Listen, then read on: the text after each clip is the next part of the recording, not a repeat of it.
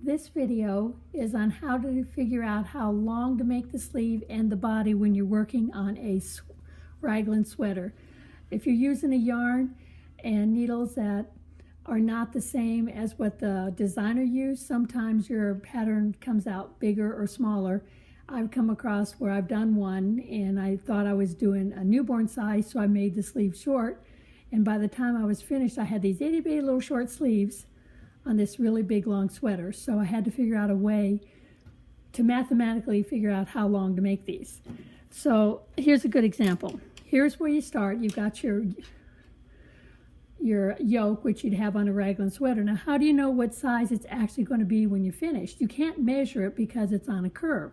Now, you know your sleeves are supposed to be where they are because you have your markers and you did all your stitch counts, but you don't know what your gauge is. It could be 18 stitches to 4 inches. It could be 19 stitches to 4 inches. How do you tell when you're in this situation? So once you figure out your gauge, you know how long to make your sleeve based on the sizes. So this is what I'm going to do with this video. So I started off with this. Now see, when you're making a raglan, you've got all your stitches on your circular needle. And it's very hard to lay your yarn flat and get an accurate measurement like you can once it's off the needle. So what I do, let me slide this off real quick because this little piece is getting in my way. I know I still got all my tails, but I'll take care of those later. Okay, let me get this over here on here. So what I do is I start the sleeve and I knit at least 20 rolls on my circular needles because that's what you're on. So after you get your 20 rolls, it's still hard to make it lay nice and flat. So what I do is after I do my 20 rolls, I've got it going the wrong way on this one.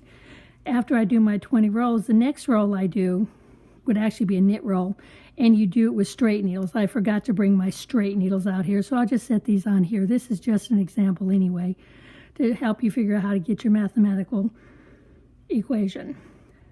I forgot my tape measure. Boy, I'm really not into it today, but I do know what the gauge on this one is because I had to figure it out.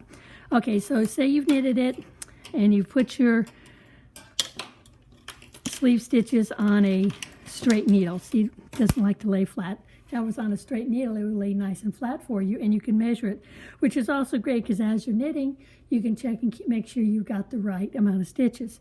So what you do is you take your tape measure and lay your tape measure down and mark it, and then count how many stitches you have in that 4 inches. In this case, this one had 18 stitches to 4 inches. So I'm engaged with this one, but I think this is on a size 9 needle. Yeah, so this is on a 9. The pattern usually says 16 inches, 16 stitches to 4 inches is on an 8 needle. And in my case, it didn't work out that way. So in this particular one, because of the yarn I used and because of the needles, it's 18 stitches to 4 inches. So now we got to figure out the rest of the math on it.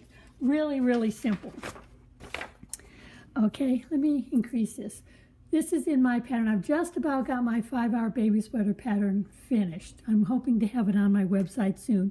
As soon as I do, I'll make a quick introduction video to let everybody know that it's out there. It's going to be free just like all the other 5-hour baby sweaters. The difference in mine is I do mine in 2 colors, or I do them in 3 colors. I just like to have the extra colors because sometimes you don't want to make just a plain old solid color one, but you can do solid color too. Okay, so if you follow the directions here, this is on page 6 of my jacket. To figure out your sleeve, you measure it out like I said, and you find out how many stitches are in a 4 inches on your sleeve roll. So then you count the total body stitches and add 8 for the underarms of both sides. Then you divide the amount by how many stitches there are in a 4-inch gauge, then multiply it by 4, which sounds kind of funny, but it really works. That'll give you the width of your finished jacket. Then you check the chart below to see which jacket size you actually will be making. And then you knit the amount of rolls you need to do it. So like on here, a newborn, the chest size would be between 14 and 16 inches. 3 to 6 months is between 17 and 18, or like 18 and a quarter. You know, just you can fudge it a bit. 6 to 9 is between 19 and 20 inches, and a 9-month to 1 year, oh, I got a typo, is between 21 and 22 inches. So say the one I'm making is a 3 to 6 month, and that's what I was hoping I was going to get. It means my sleeve should be 6 inches long and my body should be 6 inches long. So if I make a 6 inch and 6 inch and find out the actual size I'm doing is this, my sizes are going to be off by a whole inch. And that's something we really don't want to do. And this is the finished yoke depth. It's just another little piece of information I've added. So like here's an example. Okay, this is what I said. Mine is 18 inches to 4 inches. And there's 80 stitches in the body plus 8 stitches for the sleeve underarm, which makes a total of 88 stitches. So you divide 88, because that's how many is in the body, by the 18 stitches in your 4-inch gauge, which equals 4.888889. Then multiply your 4.8888 by 4, which gives you 19.552. So when you look at down here, the 19.5 would be the 6 to 9 months. So see, if I was trying to make this one, I would be 1 inch off on my sleeve and my body length, but yet I'd have the width of the 6 to 9 months. So that's how this one worked out. I measured it, and this one came out to 18 stitches to 1 inch.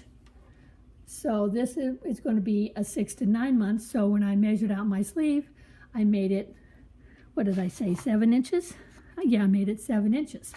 And when I get ready to do the body, it'll also be 7 inches. You can always count these stitches if you want, but it'll always come up the same. It's 80 stitches plus 2, 4, 6, 8. These are the cast-on stitches you do on the underarm, which I already have on this one.